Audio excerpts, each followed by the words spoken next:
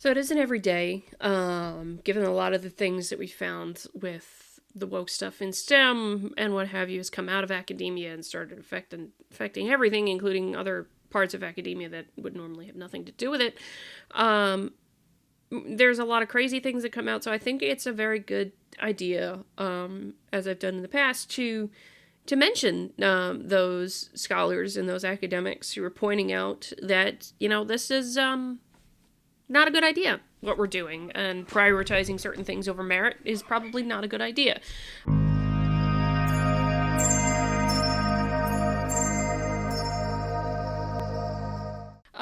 Particularly with respect to STEM. And so this piece from Quillette popped up in my feed.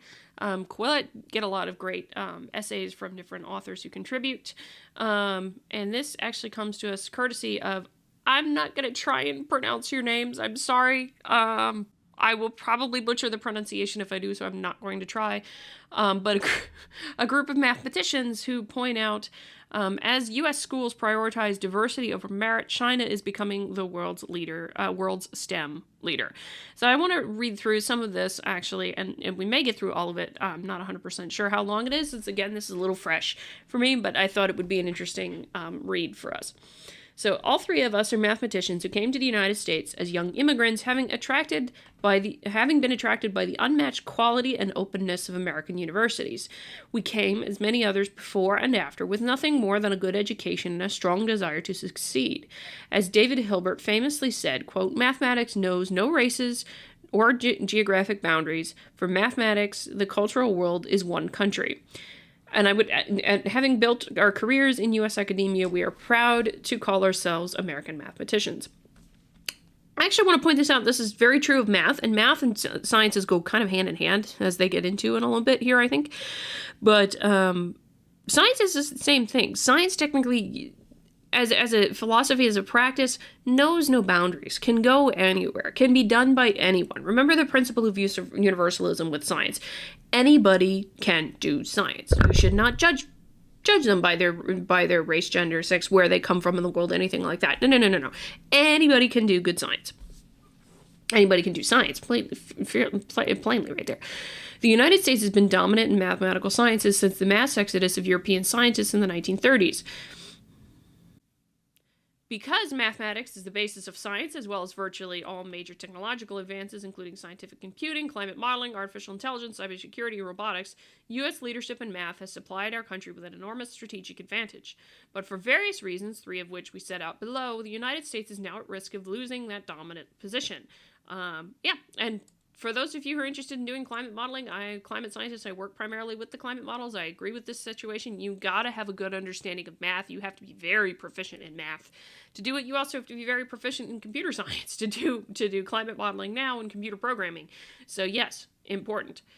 First and most obvious is the deplorable state of our K-12 math education system. Far too few American public school children are prepared for careers in science, technology, engineering, and mathematics. This leaves us increasingly dependent on a constant inflow of foreign talent, especially from mainland China, Taiwan, South Korea, and India. In a 2015 survey conducted by the Council of Graduate Schools and the Graduate Record Examinations Board, about 55% of all participating graduate students in mathematics, computer sciences, and engineering at U.S. schools were found to be foreign nationals.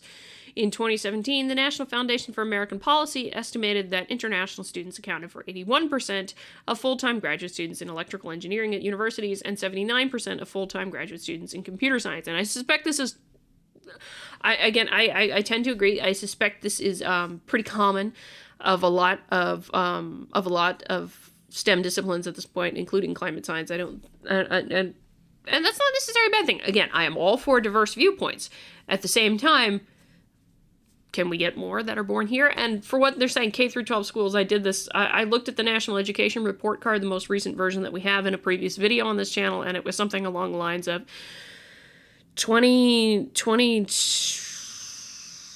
it was either 22 or 24%, I can't remember exactly which number, but it was in the low 20s, where 12th grade students were proficient in math, and it was another low 20s number proficient in science in 12th grade.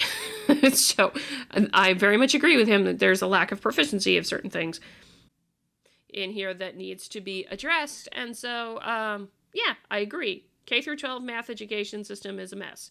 For more on that, I'd actually go, for the K through 12 stuff, I'd go to the channel called The Reason We Learn, where Deb Philman covers a lot of the issues with education there, and I'm sure deals with math. You could also check out Carl Borisenko's video on anti-racist math if you want to laugh at the stupidity of some of these things. Anyway, let's see.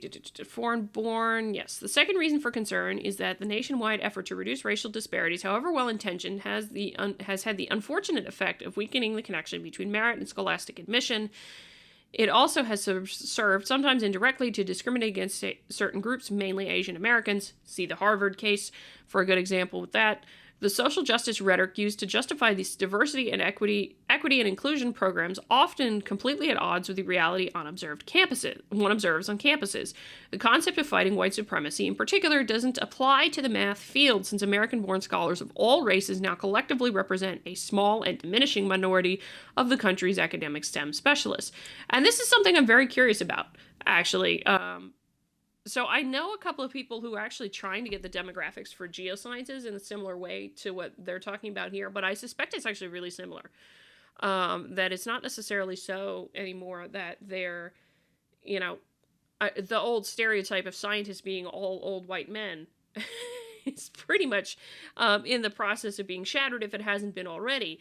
So I question, the need for more DEI related work when some of those stereotypes about science are actually being shattered in the process right now. But we'll see. I mean, I'm not so sure anymore. Third, other countries are now competing aggressively with the United States to recruit top talent using the same policies that worked well for us in the past. Most notably, China, America's main economic and strategic competitor, is in the midst of an extraordinary, mostly successful effort to improve its universities and research institutions. As a result, it is now able to retain some of the best Chinese scientists and engineers, as well as attract elite recruits from the United States, Europe, and beyond. In a 2018 report published by the Organization for Economic Cooperation and Development, China ranked first in its mathematical proficiency among 15-year-olds, while the United States was in 25th place. And a recent large-scale study of adults' cognitive abilities conducted by the National Center for Education Statistics found that many Americans lack the basic skills in math and reading required for successful participation in the economy. This performance cannot be explained by budgetary factors. When it comes to education spending per pupil, the United States ranks 5th among 37 developed OECD nations, which is a point to say throwing more money at the problem isn't going to help. There's a different problem we got going on here. There are numerous underlying factors that help explain these failures, including some that as mathematicians we feel competent to address. One obvious problem lies in the way teachers are trained. The vast majority of K through 12 math teachers in the United States are graduates of programs that teach little in the way of substantive mathematics beyond so-called math methods courses, which focus on such topics as understanding the complexities of diverse multi-ability classrooms. That doesn't sound like anything to do with math. This has been true for some time, but the trend has been more noticeable in recent years as curricula increasingly shift away from actual mathematics knowledge to courses about social justice and identity politics. And this is a point here that I want to make. This is why I'm very concerned for colleges and the future of my field. You are getting away from teaching actual proficiency in any of these subjects and going towards teaching about social justice and identity politics. When it becomes about political advocacy instead of about teaching science and teaching the next generation how to do good science, congratulations. It's not just math. It's not just math that I'm worried about this. I applaud them for writing this. Like I said, that they're pointing out that this is a problem here that is going to make things worse, not better for math proficiency here. Things like that. Yeah. I'm running out of words and ways to describe this, but trending away from actually teaching about math and science toward teaching about social justice and identity politics under the curriculum course heading of math and science is not going to help anything. And this is happening not just in K through 12. It's honest to goodness, they're probably trying different universities and colleges. I have noticed this also tending to do this, which is concerning at a very minimum. So let's see here. At the same time, math majors who can arrive in the classroom pre-equipped with substantive mathematics knowledge must go through the process of teacher certification before they can teach math in most public schools, a costly and time-consuming prerequisite. The policy justification for this is that all teachers need pedagogical training to perform effectively, but to our knowledge, this claim isn't supported by the experience of other advanced countries. Moreover, in those U.S. schools where certification isn't required, such as in many charter and public and private schools, math majors and PhDs are in great demand, and the quality of math instruction they provide is often superior. Yeah. I don't know much about that part for sure with K through 12. I would punt that over to Deb and the reason we learn to see if that's her understanding of the situation also. I just know for K through 12 schools that seems to be a problem, but I also observe that with college campuses that this is an unfortunate problem, as I've run across a colleague before classes have started, she has mentioned to me that she is being put through all these things on how to create an inclusive classroom environment and inclusivity in science and all this kind of stuff, which has nothing to do with actually teaching science. Anyway, even if some pedagogical training is desirable, particularly for elementary school teachers, it is easier for a math specialist to pick up teaching skills on the job than it is for a trained teacher to acquire fundamental math knowledge. Based on our own experience, the best high school teachers are typically those who have solid mathematics backgrounds and enjoy teaching math. An even bigger problem in our view is that the educational establishment has an almost complete lock on the content taught in our schools, with little input from the university math community. This unusual feature of American policymaking has led to a constant stream of ill-advised and dumbed-down reforms, which has served to degrade the teaching of mathematics to such an extent that it has become difficult to distinguish a student who is capable from one who is not. Those who find the last assertion difficult to accept should peruse the revised mathematics framework proposed by California's Department of Education. If implemented, the California framework would do away with any tracking or differentiation of students up to the 11th grade in order to achieve what authors call equity in math education. The framework would effectively close the main pathway to calculus in high school to all students except those who would take extra math outside school, which in practice means students from families that can afford enrichment programs or those going to charter and private schools. California is just one state, of course, but as has been widely noted, when it comes to policymaking, what happens in California today will often come to other states tomorrow. The framework proposed that California's 10,588 public schools and their 6 million plus students promotes data science as a preferred pathway, touting it as the mathematics of the 21st century. While this might sound like a promising idea, the actual data science pathway described in the framework minimizes algebraic training to such an extent that it leaves students completely unprepared for most STEM undergraduate degrees.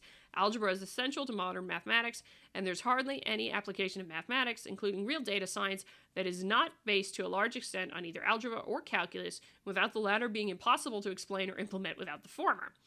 You know, this is a good point, actually, and this is, again, why I'm very, very concerned for the future of STEM to begin with, is the whole idea here is that, you know, you're sending students in with sort of watered-down stuff to begin with, and they're not prepared coming in. That's going to potentially force the universities to have to dumb down their stuff, and you have unprepared graduates coming out of college then at that point. So, you know, I got a lot of problems with this, and again, I'm very worried for the future of science that you're dumbing things down that we're going to have some very poor quality scientists coming out. Not to say that there won't be good scientists. I think they're the ones that are going to want it so badly that they're going to go above and beyond and challenge themselves to be better and what have you. But the way the program is going here, where you're effectively dumbing things down and not learning anything about algebra, or learning anything about calculus or differential equations or basics of science, scientific philosophy or anything like that, it is going to make things bad when it comes to the future of science. So I'm really freaking worried about that, to be honest. The authors write that a, quote, fundamental aim of this framework is to respond to issues of inequity in mathematics learning, and that, quote, we reject ideas of natural gifts and talents and the cult of the genius, and that, quote, active efforts in mathematics teaching are required in order to counter the cultural forces that have led to continue and perpetuate current inequities. And yet research they cite to justify these claims has been demonstrated to be shallow, misleadingly applied, vigorously disputed, or just plain wrong. Even the specific model lessons offered in the proposed framework failed to withstand basic mathematical scrutiny, as they muddle basic logic, present problems that can't be solved by techniques described as being available to students, or list solutions without discussing the need for a proof, thus developing a false understanding of what it means to solve a problem, a misconception that university educators such as ourselves must struggle to undo. Yeah, here's the thing. You see all the things in here? How about none of this is actually to do with math? And the same thing happens with science. Same thing can happen with science in curricula there. Nothing to do with science. It's all about correcting inequities. It's all about correcting inequities. Nothing about actually teaching science. Nothing about teaching math. This is where we get to problems in here. And that's why I have to ask, go in and ask when they're pushing these things, how is this going to improve our students' mastery of science? How is this going to improve the students' mastery of math, of reading, of literature? All those kinds of things are what need to happen. The low quality of public K through 12 math education in the United States has affected all demographic groups, but is in particular strong negative effect on non-immigrant blacks and Hispanics, as well as young women of all races. This has led to a disappointing level of representation for these groups in STEM disciplines, which in turn has provoked understandable concern. We applaud efforts to address this problem insofar as they help remove remaining obstacles and prejudices and encourage more women and underrepresented minorities to choose careers in mathematics and other STEM disciplines. Indeed, partly as a result of such steps, the representation of women in our profession has increased dramatically over the last 50 years. And again, I agree. I all for more diversity. In fact, the research actually shows that if you have more diversity in an institution, the institution is more productive. And so that's totally fine. I agree with that. But the problem is if you're dumbing everybody down, they can't get into the program, to be honest. Although maybe that's the goal, make everybody dumb so everybody can be admitted. I don't know. But this is a problem. And yeah, it is an understandable concern. I have my concerns about that myself. I've said it many times. But what started as a well-meaning and sometimes beneficial effort has over time transformed into a bureaucratic machine whose goal has gone well beyond fighting discrimination. The new goal is to eliminate disparities in representation by any means possible. This is why education officials in some school boards and cities and even entire states such as California and Virginia are moving to scrap academic tracking and various K-12 gifted programs which they deem are inequitable. Operating on the same motivations, many universities are banning the use of standardized tests such as the SAT and the GRE in admissions. I can see problems with the SAT and the GRE. Honestly, when I went to school, I was told after the fact they just looked to make sure that I had the minimum score, and then after that they looked at everything else. That's all that mattered to them when I went to college myself. So, I mean, that's the thing, is that the standardized testings are not perfect. That's fine. But you need something by which to judge the level of mastery that a student has of something. You can't just get rid of it. And the same thing with academic tracking. Just because you eliminate the tracking of something doesn't mean the issues with mastery and the lack of learning go away. It just means you stop tracking it. And then this comes and trickles down the chain to the rest of us in the universities and what have you. This trend, which reaches across many fields, is especially self-defeating in mathematics because declining standards in K-12 math education are now feeding into a vicious cycle that threatens to affect all STEM disciplines. It's already noted, low-quality K-12 public school education produces students who exhibit subpar math skills, with underprivileged minorities suffering the most. This in turn leads to large disparities in admissions at universities, graduate programs, faculty, and STEM industry positions. Those disparities are then in turn condemned as manifestations of systemic racism, which results in administrative measures aimed at lowering evaluation criteria. This lowering of standards leads to even worse outcomes and larger disparities, thus pushing the vicious cycle through another loop. Yes, this is actually why I have problems with the social justice nonsense, getting rid of grading standards and looking at it by objective standards. It's because I actually very much agree that this is a very good possibility that you end up creating a completely vicious cycle in which you end up lowering and lowering and lowering the standards, and the quality gets worse. And at that point, I hope you enjoy the bridges and the plane. The bridge is falling apart and the plane's falling out of the sky. Because if you can't have people who do math and STEM well and can do it and get the right answer, which I hate that I even have to put that in quotes now, but apparently it's racist to get the right answer.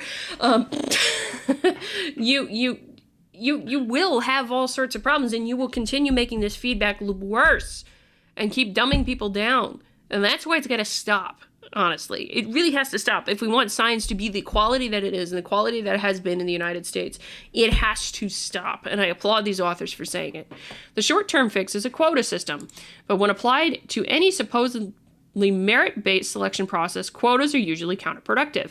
Various studies which accord with our own experience in academia show that placing talented students from underrepresented groups in math programs that are too advanced for their level of preparedness can lead to discouragement and often even abandonment of the field.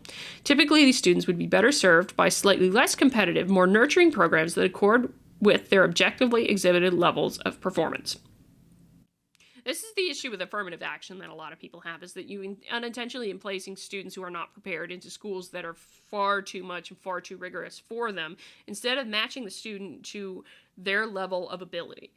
Whatever that level of ability is, and this goes for whites, goes for a whole lot of different students. There's a lot of students that are in places that they don't belong because they were told, oh, you have to go here because it's a really great school, it's really high level school, university, what have you.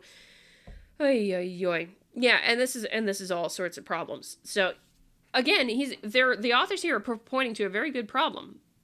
Unfortunately, the trend is pointing in the opposite direction. In fact, at many of our leading academic and research institutions, including the National Academies of Sciences, the American Academy of Arts and Sciences, the National Science Foundation, and the National Institutes of Health, scientific excellence is being supplanted by diversity as the determining factor for eligibility in regard to prizes and other distinctions.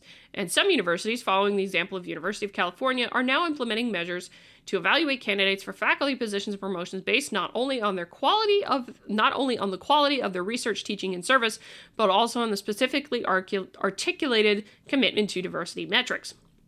Various institutions have even introduced pathways to tenure based on diversity activities alone. The potential damage such measures can bring to academic standards in STEM is immense, and the history of science is full of examples that show how performative adherence to politically favored ideology, easily faked by opportunistic and mediocre scientists, can lead to the devaluation of entire academic fields. Yes, this on par, thank you very much for saying it. You said it more articulately than I ever have in any video that I've done, but this is the issue right here. When it becomes more about other things than science, than the pursuit of the truth, you're bringing it all down. And every time you go for a politically favored ideology and you break the principle of disinterestedness, what happens with scientists and with science is that it ends up destroying whole fields and disciplines in different countries. Think of Lysenkoism. Anytime you think of that. If it's all about political ideology or diversity and things like that, you will destroy the quality of science. This is not to say that diversity isn't welcome and good.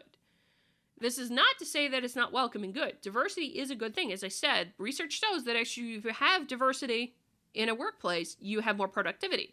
In an organization, you have more productivity. But getting there by consistently pushing diversity and then reducing standards on top of it, that doesn't make anything better, and it often leads to the larger disparity, as they said, and pushes people away even further. This is the problem right here. They've encapsulated it extremely well, and as I've said in the past, I do not support statements for DEI statements being included as part of faculty applications. I think that's an incredibly bad way to destroy viewpoint diversity for the sake of having diversity based upon skin tone, or based upon the surface characteristics that don't matter all that much. So I entirely am applauding of this. I think in the rest of this, they're talking about China primarily. Yeah. So I'm gonna skip the section about China, but he's pointing. I encourage you to go back and read it. But he's pointing at are pointing out the what China is doing compared to the United States, because as they say here, China has none of the equity programs that the United States has. Quite the contrary, it is building on a kind of accelerated, explicitly merit-based programs centered on gifted students that are being repudiated by American educators. So China's doing exactly the opposite of what we are right now. We'll see how well that goes. Let's see. Reversing America's slide in STEM education will require many policy changes, not all of which fall within our expertise as mathematicians and academics. But at the very least, we recommend that the American education authorities prioritize the development of comprehensive STEM curricula at both basic and advanced levels and allow outstanding mathematicians and scientists to assist public servants in their design. Highly successful precedents such as the Basis Charter School Curriculum and Math for America Teacher Development Program supply examples of how such curriculum might be developed. This should be coupled with a nationwide effort to identify and develop students who exhibit exceptional math talent. American policymakers must also address the misplaced priorities of education schools that train teachers. At the very least, math majors should be allowed to teach without following a full slate of accreditation procedures. And people who teach middle and high school math should themselves be required to receive rigorous instruction in that subject. Schools in urban areas and inner-city neighborhoods should be improved by following the most promising models. Such programs demonstrate that children benefit if they are challenged by high standards and a nurturing environment. Ideally, schools should operate in a manner that allows them to avoid year-to-year dependence on the vagaries of local funding and bureaucratic mandates. More broadly, American educators must return to a process of recruitment and promotion based on merit at all levels of education and research, a step that will require a policy U-turn at the federal, state, and local levels, not to mention at universities, at tech corporations that have sought to reinvent themselves as social justice organizations. Instead of implementing divisive policies based on the premise of rooting out indivisible forms of racism or seeking to deconstruct the idea of merit in spurious ways, organizations should redirect their, by now substantial, DEI budgets toward more constructive goals, such as funding outreach programs and even starting innovative new charter schools for underprivileged K-12 students. Elite private universities in particular are well positioned to direct portions of their huge endowments and vast professional expertise in this regard. By doing so, they could demonstrate that it's possible to help minority students succeed without sacrificing excellence. The proposals we are describing here may sound highly ambitious, not to mention being at cross currents with today's ideological climate, but we also believe that they will soon be an opportunity for change as the rapid rise of China in strategically important STEM fields may shock the American policymaking community into action, much like the so-called Sputnik crisis of the late 1950s and early 1960s, when it was Russia's soaring level of technical expertise that became a subject of concern. Then, as now, the only path to global technological leadership was one based on rigorous, merit-based approach to excellence in mathematics, science, and engineering. So I applaud the authors, as I said, for writing this. Speaking myself as a climate scientist, I do agree that we need to return fairly quickly to something being more merit-based rather than based upon diversity. And having been somewhat tokenized in this myself, yeah, I do agree with that, very much so, and I applaud these authors for doing that. Thank you for going out on a limb and putting this out there. Thank you, Quillette, for publishing it.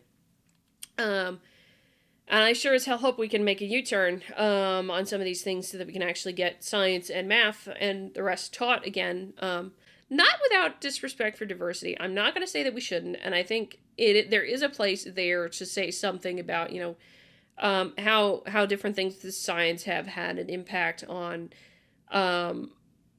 history, and how particularly important, I think, and what's been missing for a very long time, if ever taught at all, I don't really know if it was taught at all, is the idea of the four norms of science and what they are and why they're important. The communality, universalism, disinterestedness, organized skepticism. Those four things, four concepts in the philosophy of science are really kind of important to teach, and yet they don't get taught. And so it's interesting to watch a bunch of scientists actually themselves get involved in some of this diversity stuff and not thinking about those norms. And it may very well have been because, like, I was never taught them in school myself. I learned them after the fact.